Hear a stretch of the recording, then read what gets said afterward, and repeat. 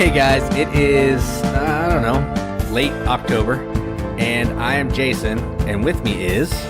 the Archduke of Cardboard. I don't know who that is. It was supposed to be Joel, but evidently he's been taken over by aliens or something. Joel is no more. There's only the Archduke of Cardboard now. Whatever. I mean, you want me to have a fancy title too? I can be like the... No, you can't. The King of Cardboard has not called you yet. Okay. The King of Cardboard decreed upon me that I am now the Archduke of Cardboard. So he saw me rebuild Lisboa, and he said, "You are now the Archduke of Cardboard." Jason, I've never heard you really curse or be mad, but when I sent you a picture of Lisboa, you were ready to curse. I could see it. I was cursing in my head. Yeah, for sure. I played Lisboa this weekend, but we're not going to talk about it because Jason's he's not ready to yet. Yeah, so I'm not ready to say some bad words on air. So we need to hold off on that for a little bit. Yeah, so we won't talk about Isboale on the show today. But no, we will not. Maybe another day. But one second. I got to get this. 1 second. Hey. Yeah. Well, okay. So listen, this is like the fourth time you've called me today, Vidal. Okay, I do love your games. On Mars looks great. I'm glad you sent me your only prototype copy you have. And I know that you're impressed with my Lisboa skills, but you got to stop calling me, bud. I mean, yes, I already told you I'll make my little Lisboa for you. Okay, fine. And no, don't cry on me. Don't you cry on me, Vidal. You keep making board games. Even though I perfected how to play Lisboa, you keep making board games, bud. That's right. All right. And On Mars is good. It is. It's real good. Thanks for the prototype. I appreciate and like sending it first day, same day air from Portugal was great. So yeah. No. Okay. Well, yes. Tell Stefan I said hi. Dr. Kinesia, you too. All right. Do you have me on speakerphone? All right. Hi guys. Hi. See ya. All right. I gotta go, guys. See ya. Sorry, Jason. You can edit that out if you need to. That was just Vidal Lacerda calling me because you're best buds because I'm the Archduke of Cardboard now. But one of the things as Archduke is I am in charge of the league of the Dices League is what it's called, or the Just Dice League. That's what it's called. The Just Dice League. I like that. Yeah, I like that. The Just Dice League, and it's actually like a team of superhero guys, kind of that I can just deploy wherever they need to go. And amongst them is, Dr. Kinesia and Stefan Feld and, Jamie's actually in, but like they kind of like badmouth him as the American Euro guy. And then Vidal, obviously, like Vidal's the, best guy. So, anyway, whatever. I'm sorry. I'm embarrassed. I had to take that call in the middle of this podcast. You should be. I am. So anyway, that's kind of where I'm at with stuff. I mean, or whatever. So, yeah. Wow. But I mean, whatever. It should be fine. I mean, that you can edit this out. I mean, I would never want my phone call with Vidal Lacerda to make it into the podcast. Oh, geez. 1 second. I got to take this. Yes. I already told you. I will be mayor of Lisboa now. Fine. I am the mayor of Lisboa. I get it. Can I do it from the internet? I mean, like, I'm not going to relocate. Yes, I will. Yes, I have Google Hangouts. All right, fine. All right, thank you. Bye. Oh my gosh. I guess I'm mayor of Lisboa now too. Yeah, you may need to shut that off. He's been a big interruption, and I'm well, that was actually Prince Harry. So all right. Yeah, you can answer for him. It's on silent mode now. So the podcast gets all my attention. It's more important than the city of Lisboa and how I'm the mayor of it now, and my team of superheroes that I have to deploy to solve crises of boredom. So yeah, I mean, I what's the fun part about all that, Jason? What? During those fake phone calls, I held the phone to my ear the whole time, like I was really talking to someone. Well, yeah, why wouldn't you? So anyway, that's the kind of week I've had. Yeah. Oh, that's hilarious. All right. I think we should probably just move on to some news. That sounds good.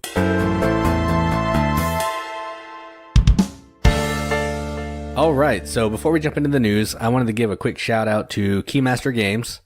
They're going to be sending us a copy of I'm not going to spoil it, but a game I really like called Caper that came out at Gen Con, I believe. Maybe not even then, but there were some early copies that I picked up at Origins.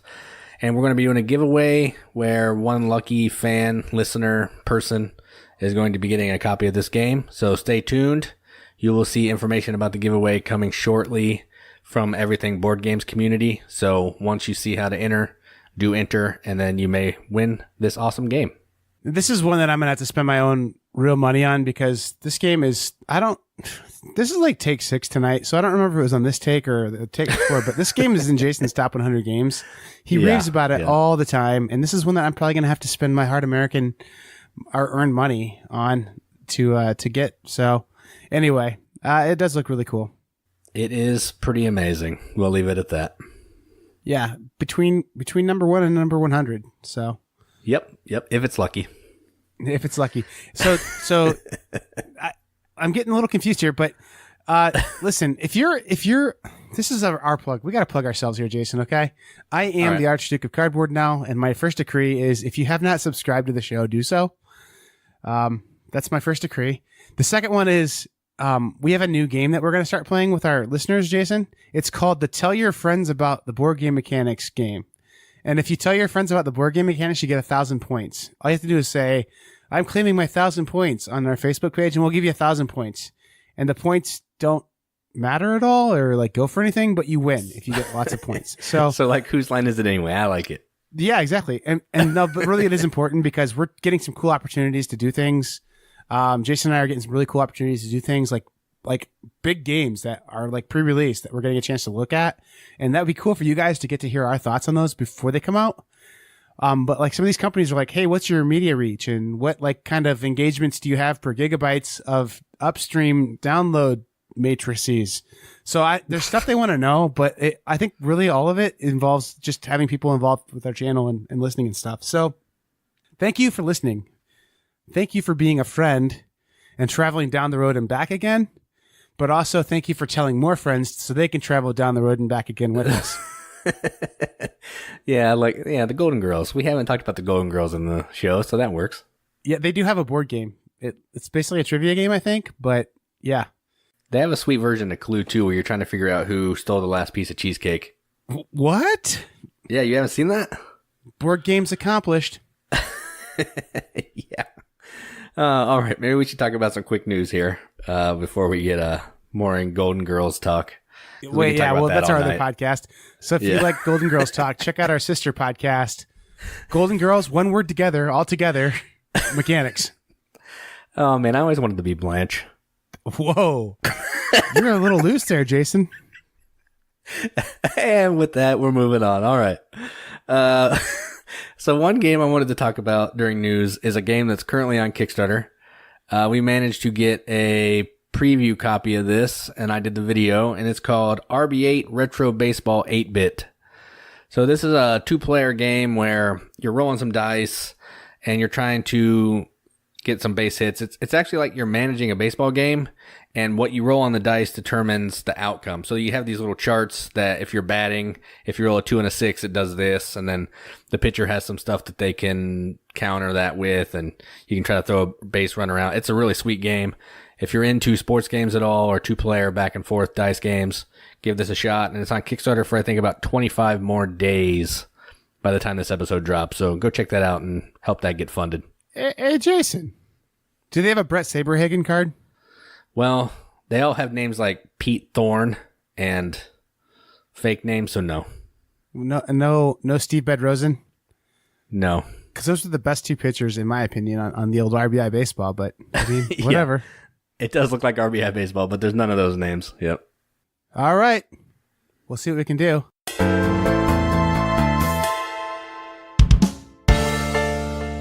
All right. So now back to my favorite part. I say that every week, and I'll probably keep saying it because once I start saying something, I can't stop.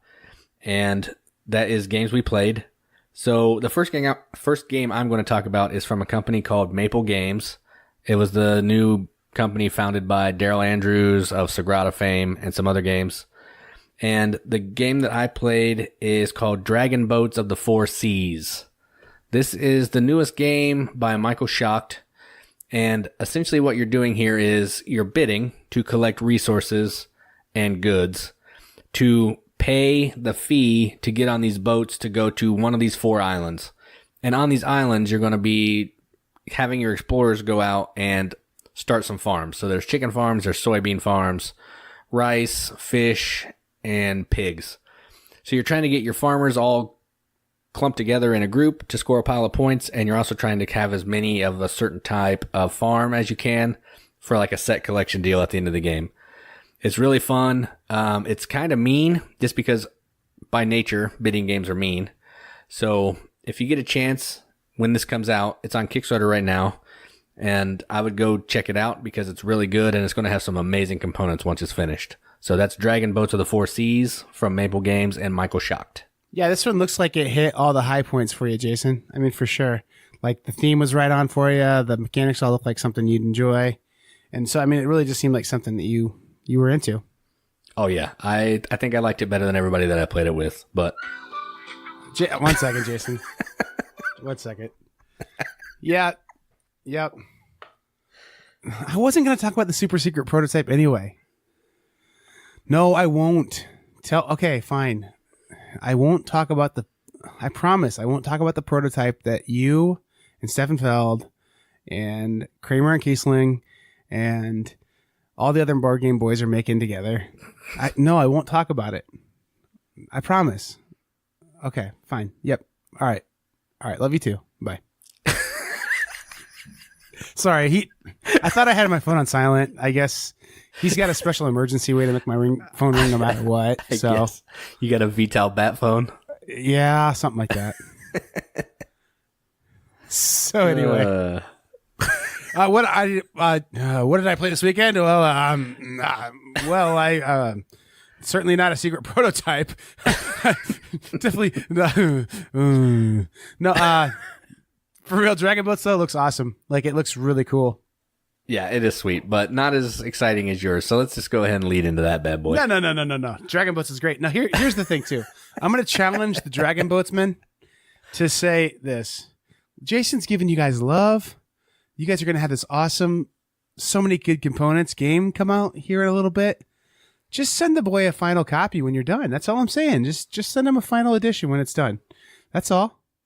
And then to Jason, all I'm saying is, Jason, you got a real good prototype there. Just give it to Joel when you're done, okay? Sounds like a deal.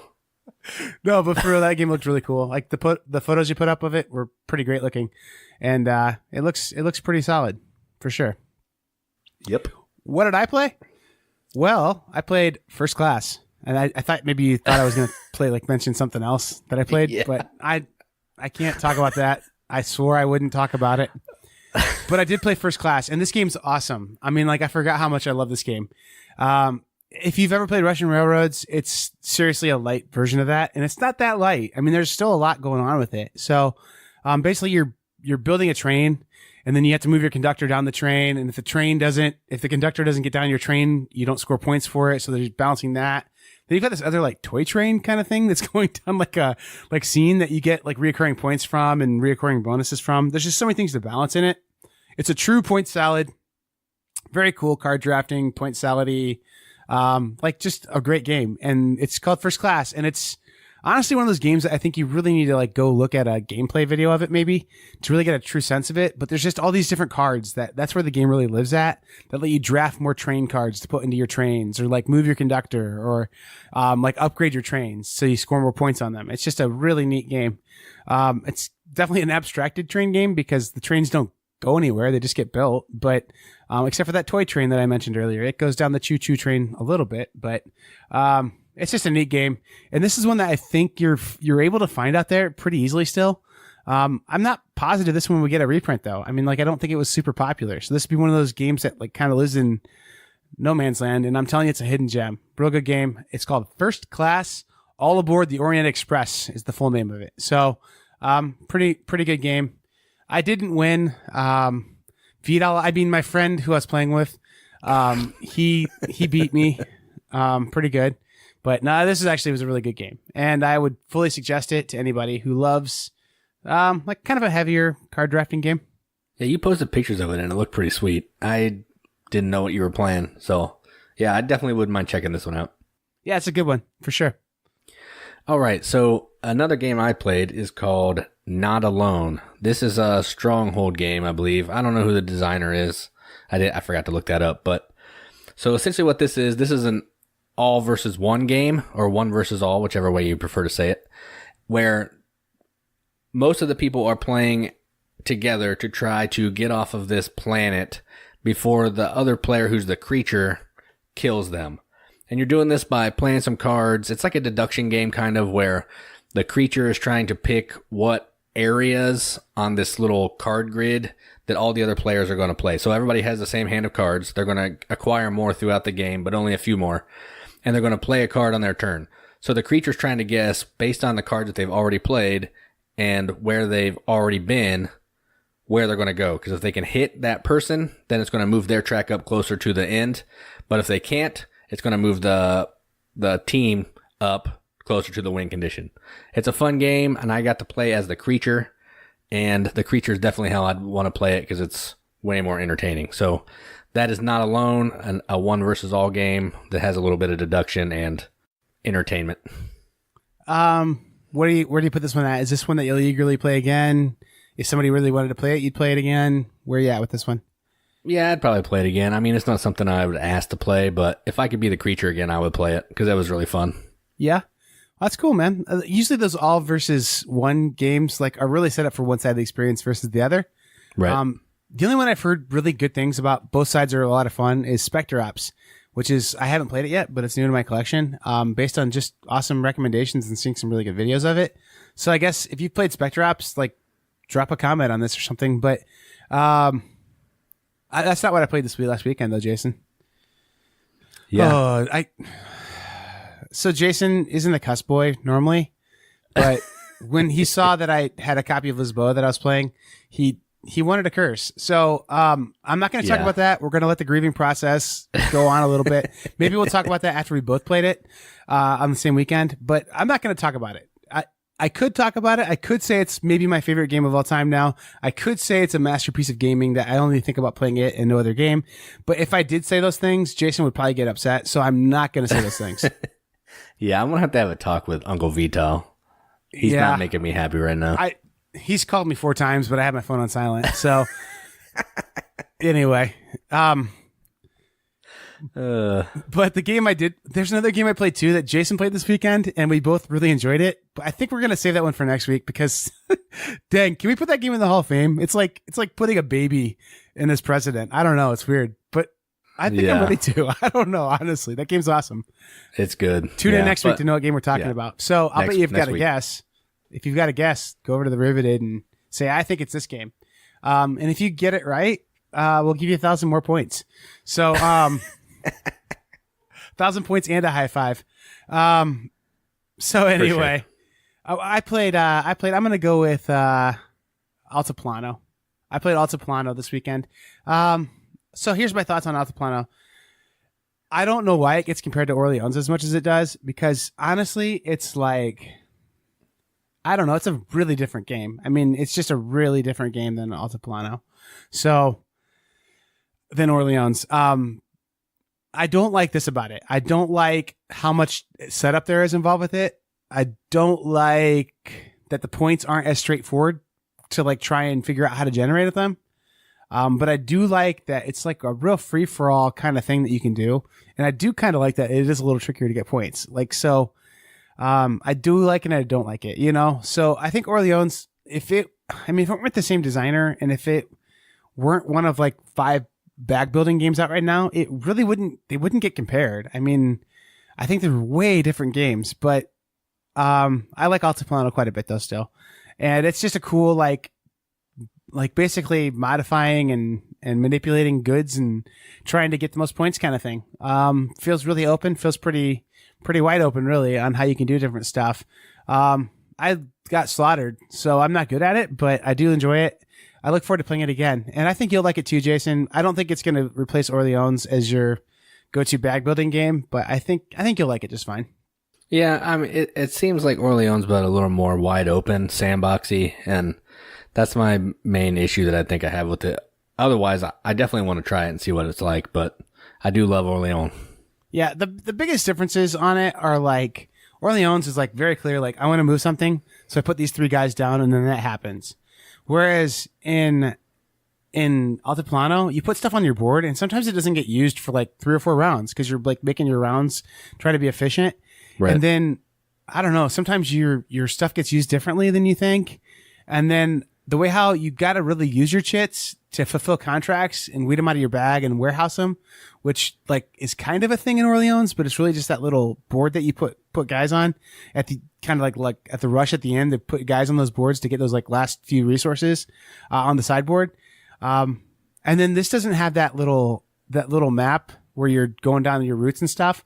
Which I really like that in Orleans. And actually I played another game that's kind of similar to that, where you have this like side thing of like you're taking like a missionary and he's visiting like different like monasteries. But I won't talk about that game this week. But that's a big hint for you guys. Yeah, that is a pretty big hint for sure. Anyway, tune in next week to hear about that. So that was Altiplano. Jason, can I tell you something? I was actually sick from work on Monday. And I'm still recovering from it. So did I just talk for the last like 3 minutes? Cause I don't remember, honestly. I hope it made sense. I don't know. No, it was good. It was good. Cool. Well, this is kind of a short episode, which is good because I'm feeling a little tired. It's not actually a short episode. There's plenty to listen to, but you did some of the hard work earlier this week when you sat down with the bougie frog guys about their football game. Yeah, sort of. That was close. It was Mike and Chris from Swanky Turtle Games, and they're telling us about RB8 8-bit baseball, which I talked about during the news. So I guess without further ado, let's go check that out.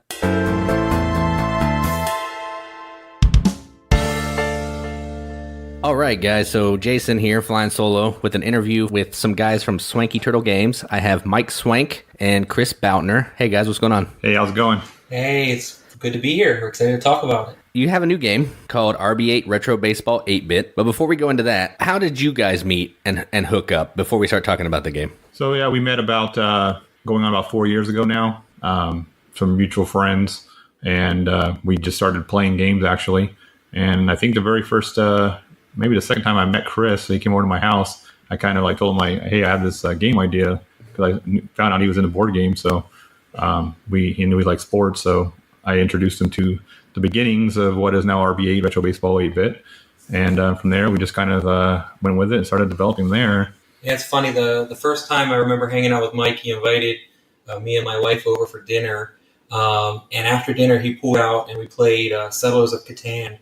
And I knew from that moment that we would be friends. So like right from there, we all got up to the right foot, and board games have kind of been at the center of our relationship the whole time. But we have a lot of other mutual interests too. You know, big sports fans, both have families, stuff like that. But it started off right away. We played games together, and at the time I was fairly new here. We live in Arizona, and so I didn't really have any friends in the area to play games with. So I was like, finding him was like my savior there. I had somebody to play games with now, so we became instant, best friends from that point, pretty much. Yeah, board games do that. I've met a bunch of people through playing board games too, so they are a great friendship maker, you could say. Yeah, definitely. All right, so give me the quick elevator pitch about what RB8 Retro Baseball 8-bit is, and we'll talk a little bit more about it at the end, but I just wanted to give a quick overview, and then we'll come back and talk about the Kickstarter and all that later. Well, RB8 is at the true core a baseball sim game. Of course, with a name, you probably get that it's a 8-bit style game. So we've done it in the vision of classic NES games. A lot of fans of RBI baseball, so that was kind of an influence there. And we like the nostalgia games, and we wanted to go with a theme that that kind of captured a wide audience, not only baseball fans, but maybe those who are interested in old school games as well. Yeah, so it was really neat. From the very first time I played Mike's first prototype, the game really does play out like a baseball simulation. Like, if you play a lot, you'll see consistently the results come out very accurate to what real baseball looks like. So even though it does have that 8-bit video game feel, at its heart, it really is true to the real sport. Yeah, I played this and put a review video up on our YouTube channel, and my favorite part of the whole entire game is when you can take control with the batting or the pitching die, and then you never know, like the pitcher could have control, but they could roll a batter, and then they give it right back to the batter, simulating like a wild pitch or whatever. I think that's awesome.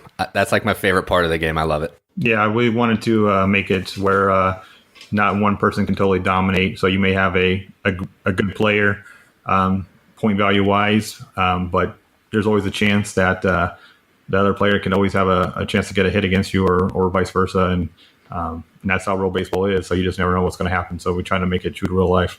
Yeah, baseball is kind of a good fit for a tabletop game because in real baseball, there's always those elements of randomness. And so it goes hand in hand with how we designed the game. There's, even though you could have the best laid plans, but there's always that chance that something could go wrong, just like in real life. So I know a lot of the players have, you can't use actual player names because that would be a problem. But one of my favorite players' names is Peter Thorne. I mean, I think you can kind of get who that is. Yeah. How long did it take you to come up with some of the names for this game? And that's been the fun part, I think, for me is coming up with those names, those spoofs, so to speak. Like I said, I work in Major League Baseball, so I see players all the time. So I'm always like, while I'm at work, I'm like always trying to figure out how I can manipulate their name to give that feeling that people know me, where I'm going to with a reference, but something fun and give it a fun feel.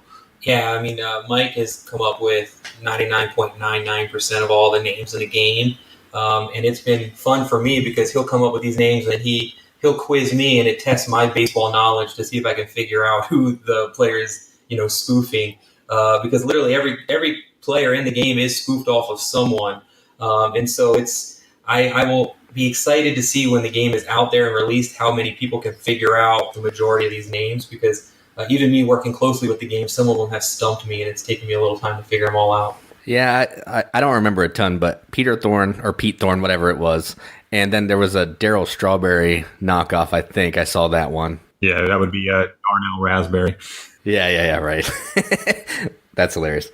Okay, so how long did it take you to actually come up with the version that I have in front of me that I'm assuming is the prototype version that you're sending out to reviewers? So the core of the game was originally done with MLB players and so forth, and that was our original version of the game.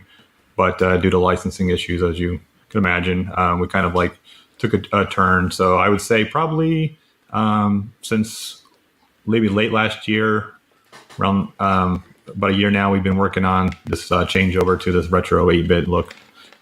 Yeah, as far as mechanically, we had the game in this state, and the game started out pretty much how it is now with the batter and pitcher keys. Some of the more recent additions was when we added the rally card deck in, but even with the rally card deck, we've been on this version for at least probably a year and a half, and it's just been kind of polishing and balancing it for a little while now. But I would say the biggest change was when we incorporated that rally card deck, and we like that because it just kind of gives the players some more decisions to make throughout the game. But really, honestly, I have to say when Mike first introduced me his initial prototype, it had all the same bones that's in the game now. We just kind of have polished and refined it as we went, over these last few years. Yeah, I like this game because literally you've covered every single piece of baseball. There's relief pitching. There's the designated hitter. You have like the ground ball chart. You have a stealing base chart. It's incredible. Like, I actually feel like I'm playing a baseball game, like you mentioned earlier. So if I'm batting and running the bases, I feel like I'm doing that and I have to make those same decisions as a manager would do if they're trying to get a base runner to move on from first to second on a fly ball or whatever. It's incredible, the detail and the attention that you put into that. So nice work. Thanks. Yeah, appreciate that. Yeah. Okay. Have you taken this game in any of its forms to any cons or any other type of board gaming activities and gotten any good feedback from it yet? Yeah, we've demoed it here at some local cons here in the Arizona area, in Phoenix and in Tucson. And so we got some really good positive response back here locally, just in doing some demos. We are excited. We're actually going to be at a BGG Con in Dallas in November. And we have a booth there in the indie booth area on Saturday. Yeah, so come see us if you're there, anybody. Yeah, so we're going to actually have 100 special promo cards that we're giving out for whoever comes to visit us at our booth. Ryan No is a special player card you can get if you come see us. So You can try to figure out who that is. That might be kind of obvious to some of you, but yeah. Yeah, it's been a lot of fun actually taking it out to our local conventions here because one of our, obviously we're big gamers and we're also big sports fans, but one of the things we were a little nervous about is, will we have a big audience of board gamers who are also sports fans who are out there who are going to be excited about the game?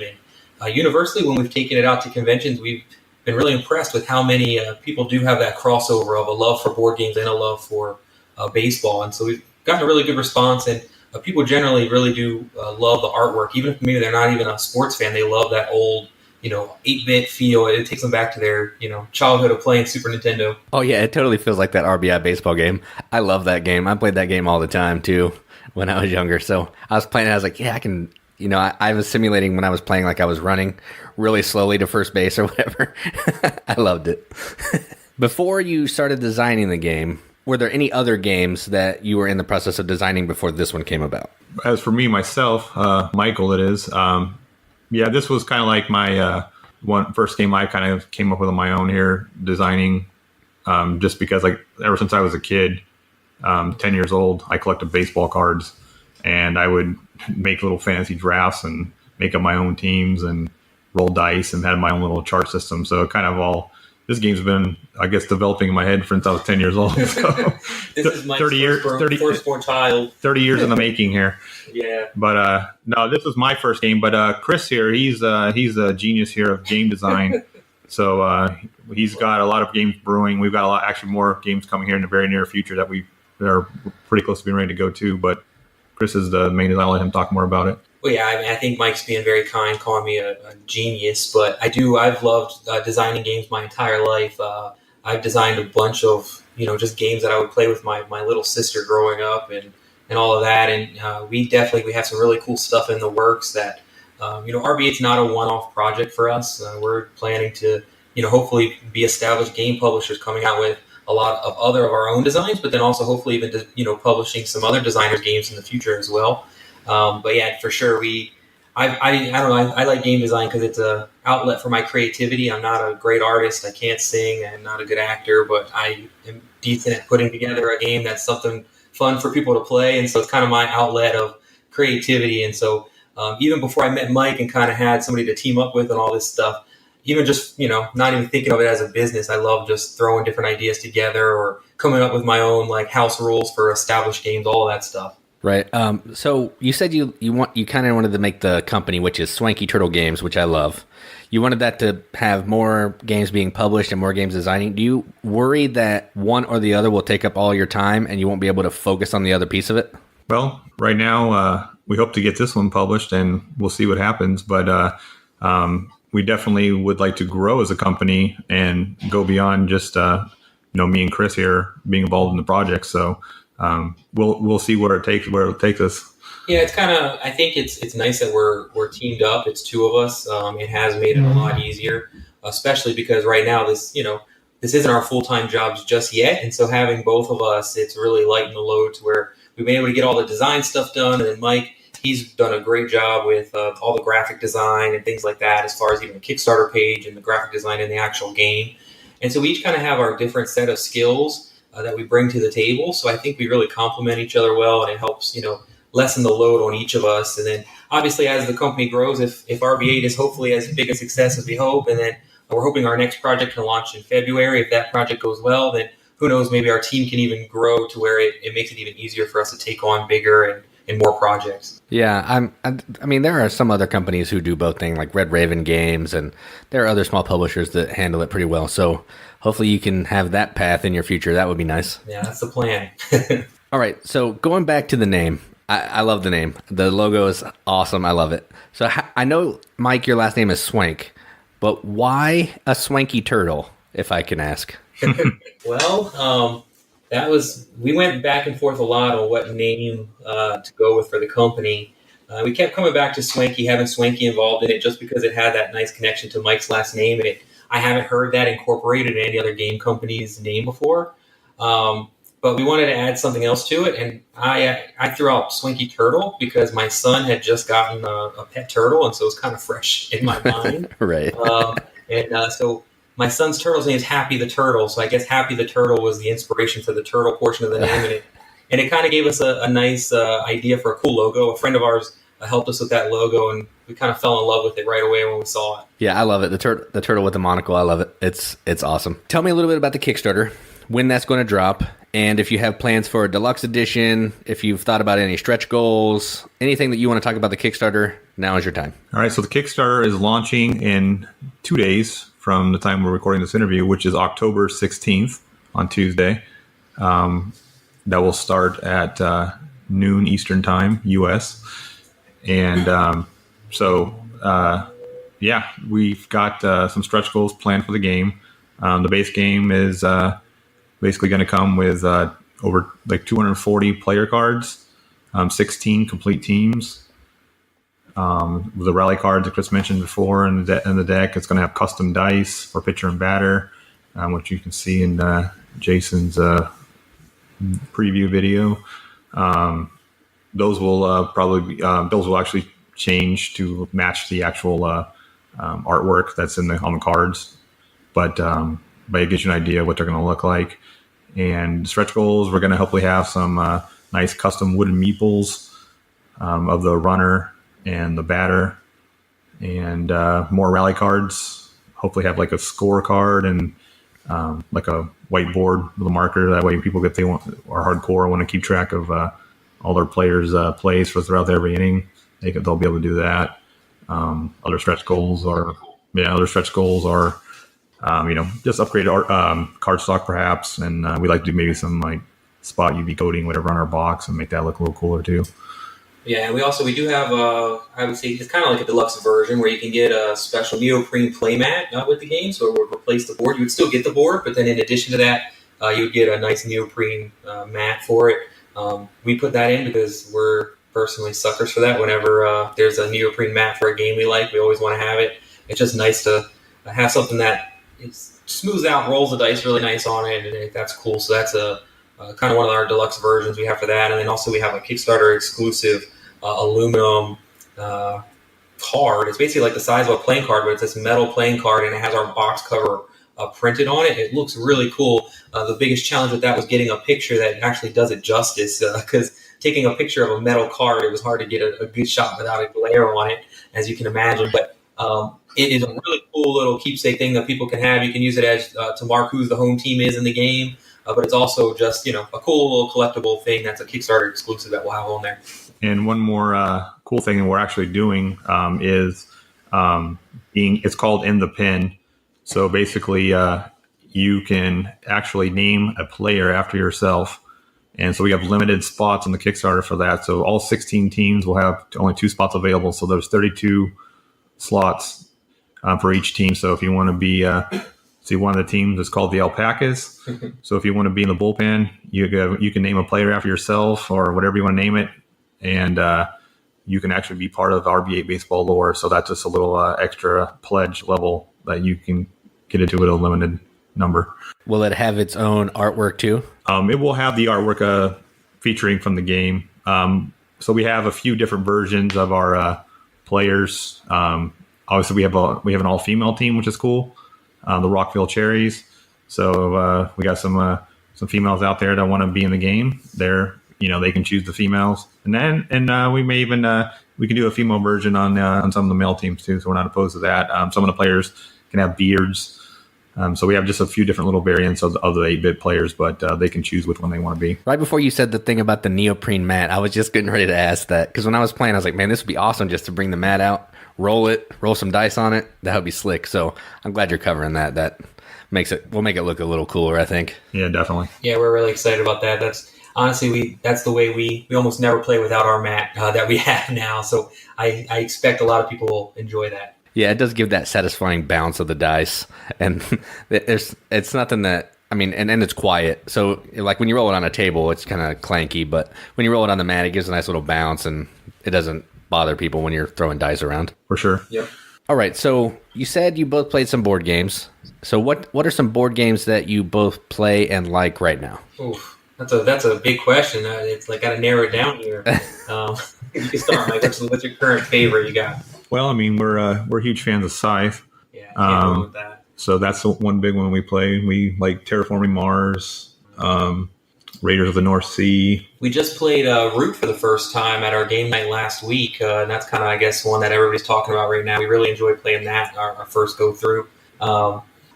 Some of my ones that are my favorites, it's kind of in front of me right now, so maybe it's making me think that, but Imperial Settlers, I love Imperial Settlers. I really like games that let you kind of engine build. We went to the grand opening of Snakes and Lattes that we had open up here in Tempe, Arizona, 2 days ago or last night? And we played with Rajas of the Ganges. That was a really fun game that we played for the first time, so that was cool. That game's awesome. I love that game. Yeah, I was really impressed with that. I love the scoring track for anybody who's played it, how you kind of have to, in order to win the game, you got to get your money and your fame to cross paths. A really unique way to score a game. I would say we probably have a really diverse taste in games. We play a lot of different stuff, but those are maybe some of the ones off the top of our head. Every Wednesday night we have game night here at my house, so we always try to get something in new and then repeat our favorites. And so, yeah, we play a lot of games. Yeah, that's what we try to do. We try to play at least 2 new games and then some stuff that we, love that we don't get to play a ton, just so we can have stuff to talk about and always getting some new hotness in. The problem is there's not enough days in the week to play all we want to play. Right. Yeah, that is true. That is a real problem for gamers. It really is. So I have one more question about the game before we go into the rapid fire. Have you had any actual major league players play this game, or any players that you know of? Well, okay, so there is a major league player who's mostly in the minor leagues at this point, and he's on the Milwaukee Brewers team. And so he's kind of actually going to make an appearance with his Twitter handle. He's kind of got some famous Twitter stuff that he's known for. And so he's actually agreed to talk to us to let us use him in the game. Like I said, I work for Major League Baseball, so I come across his path. So he's a really cool guy. So he's going to be actually in the game with his handle. So we're excited, and he's excited to get the game. So. Yeah, we're definitely hoping that once the game's actually out there in the wild and we have more copies available, that we'll be able to get some, major league players to play the game. But honestly, you're lucky, Jason. You're one of the few people that we've actually had a copy to send out to. So we haven't had that many copies to send out just yet. But hopefully after the Kickstarter campaign, we'll have a lot more to get out there and hopefully get some feedback from some real major leaguers. Oh yeah. I mean, it's a great game. So once the ball starts rolling, I think people will dig it, and you'll start seeing some baseball players want to play this awesome game. Maybe not, I don't know, but it would be cool. So one more time, go ahead and give me the dates of the Kickstarter and the price point that you think you're going to sell the game at, if you know it at this point. Yeah, October 16th, Kickstarter launches, and the base level game, pretty much everything, all the stretch goals, $39. Nice. All right, I'll be looking out for it, and we'll make sure that we spread the love around on our pages, and I'll repost a video and hopefully get you guys funded within the first day. That would be nice. Yeah, we appreciate it. Plan. Thank you for your help. All right, so now we're going to do some silly stuff. We're going to do some nonsense questions. I'm going to give you a this or that. You'll pick one, and then we'll see what happens. All right. Hot dogs or hamburgers? Hamburgers. Oh, yeah, hamburgers all the way. Baseball or football? Baseball. Football for me, actually. I shouldn't say that because it's a baseball thing, but I'm a big football fan. I love baseball, but... Chris has been fired from Swanky Turtle Games. I know. I'm work anybody out there who wants a designer. No, it very slightly by football. Forks or spoons? Can I choose sporks? You can. It's more universal. Yeah. Oh, man. I don't know. I think I would go with a spoon because you have a little more diversity there. I mean, you can mix it up a little bit more with a spoon, I guess. Do you like summer or fall better? We live in Arizona, so we have to say fall. It's gotta be fall. Don't That's let me true. In the summer. So unless you like 120, we're saying fall. All right, so let's see. Let's get a little more relevant. How about Dodgers or Red Sox? I'm going to have to say Red Sox because I live in Arizona and we don't like Dodgers here. So it's always LA here in Arizona. That's the right. change. I'm going to have to dissent again here because I was born and raised in Baltimore, so I'm a Baltimore Orioles fan, and Orioles fans do not like the Red Sox very much. So I'm not by any means a Dodger fan, but I would much prefer to see the Dodgers win than the Red Sox. So that's where I'm going. Got to stay loyal to my hometown. Right. Yeah. No, I get it. Sausage pizza or pepperoni pizza? Again, can I have both? But Yes. I used to be a pepperoni guy more, but I would actually probably choose sausage now. Sausage, just because I've been inundated with pepperoni for my entire life. So sausage is a little better for me now. Turtles or frogs? Easiest question yet. It's got to go turtles, right? Yeah, turtles. I was a huge Teenage Mutant Ninja Turtle fan, so yeah. Frogs are a little slimy. Yeah, come on. Frogs creep me out a little bit. Turtles are nice. And for any of the parents out there, turtles are very low maintenance pets for your kids. So turtles, thumbs up from a parent's perspective as well.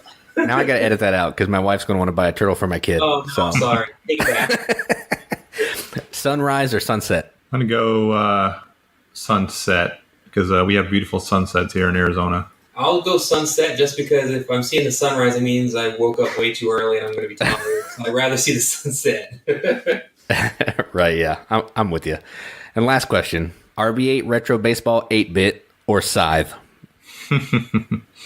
Oh, that's Let's see. For the Kickstarter, I'm going to choose RB8 Retro. But, it all depends on what mood we're in. If we're in for a quick evening of wanting to play some baseball, sure. But long evening with friends, Scythe. I will say, I'm going to say RB8. I'm going to say toe the company line here and say RB8.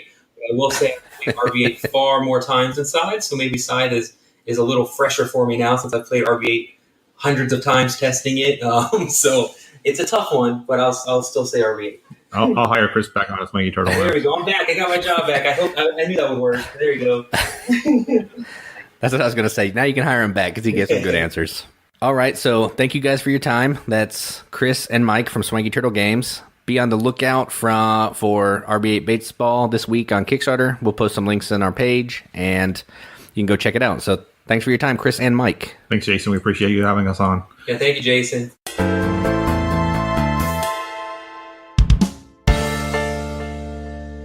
All right, so that was the interview of Mike and Chris, and they probably have the best game publishing company name in the world. I love it. Swanky Turtle. I mean, come on. That's amazing.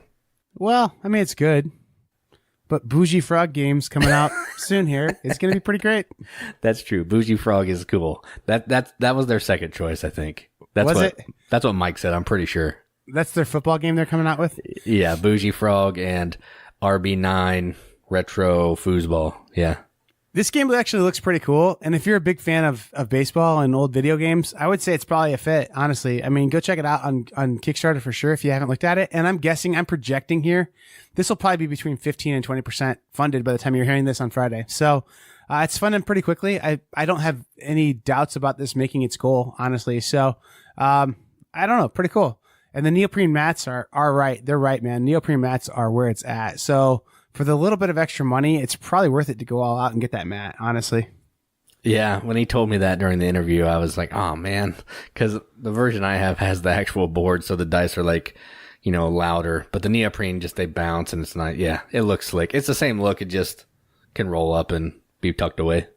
I mean, I get that, but I don't really condone that you, went back and edited the interview and were like, this game's terrible. I hate it.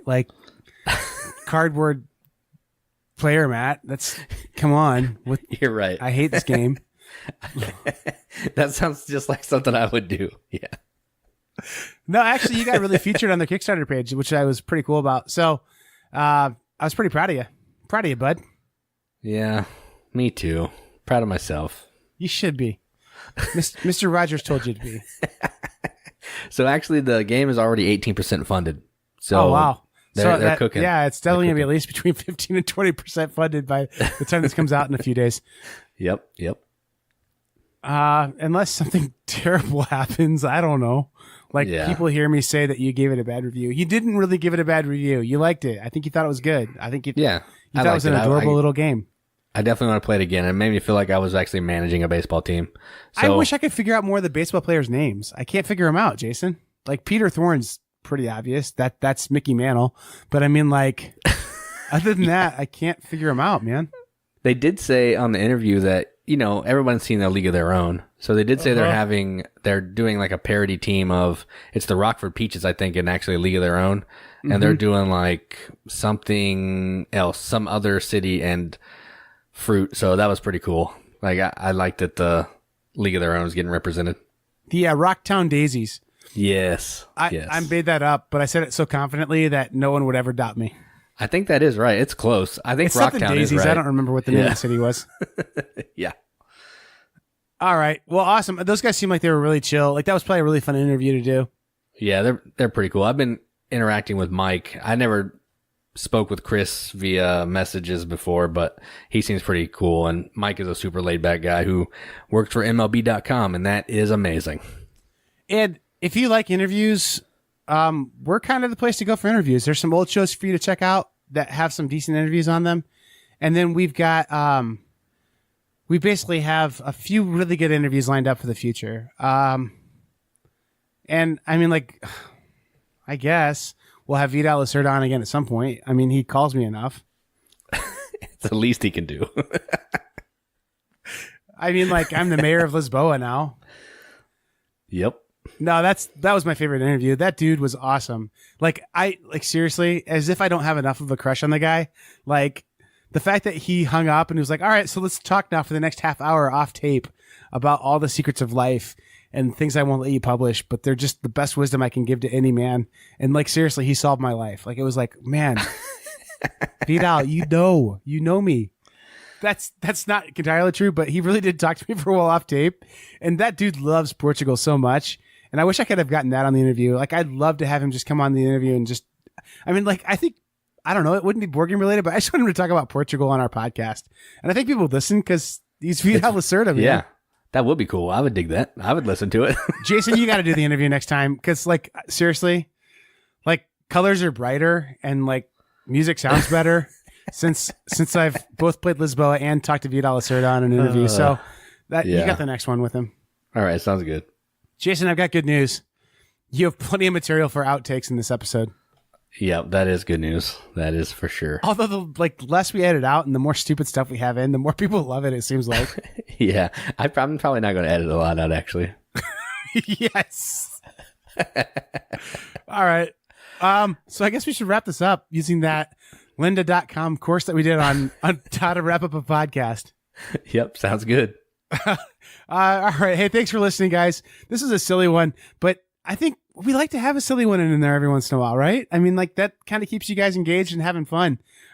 If you like silliness and you like to enjoy our conversation, we have a lot of silly good times over at theriveted.com, which just is a redirect to our Facebook page, our Facebook group, actually. And check out this podcast and all of our stuff basically at bgmechanics.com. I think, like, for whatever reason, the folks at GoDaddy are like, man, we don't want you guys to get all the internet traffic. So, like, it seems like the first time you go there, you have to put a www.bgmechanics in there. So if it doesn't work just with BG Mechanics, it's GoDaddy's fault, maybe. No, it's not. Just kidding. GoDaddy, don't put our site down. I'm sorry. You know they're listening. They are in real time. Oh my gosh. I'm trying to go to the website. Oh my gosh. This is embarrassing. Jason, have you gone to Board Game Mechanic or Board Game Geek today? I have not. It redirects to my LinkedIn page. Oh my gosh. This is I got to get them to stop that. Yes, I'm the Archduke of Cardboard, but you don't have to go to my LinkedIn page, guys. So whatever. Yeah. Well, on that note, I think we should put these people out of their misery and wrap this up. Yep. We should probably do that, Jason. You're probably right. All right. So I'm Jason. And I am... 1 second. I'm sorry. Yes. 30 feet is fine. I don't want my statue to be that big. Yes, 30 feet is great. Sorry, guys. I've been Joel. I'm with the Vita. 1 second. Let me wrap this podcast up. It's my first love, and statues of me in Lisboa are my second loves. So 1 second. Hey, I've been Joel. Hey, and keep gaming. Hey, that was in unison almost. You know what's fun too? I went to go hang up my phone on the fake phone call.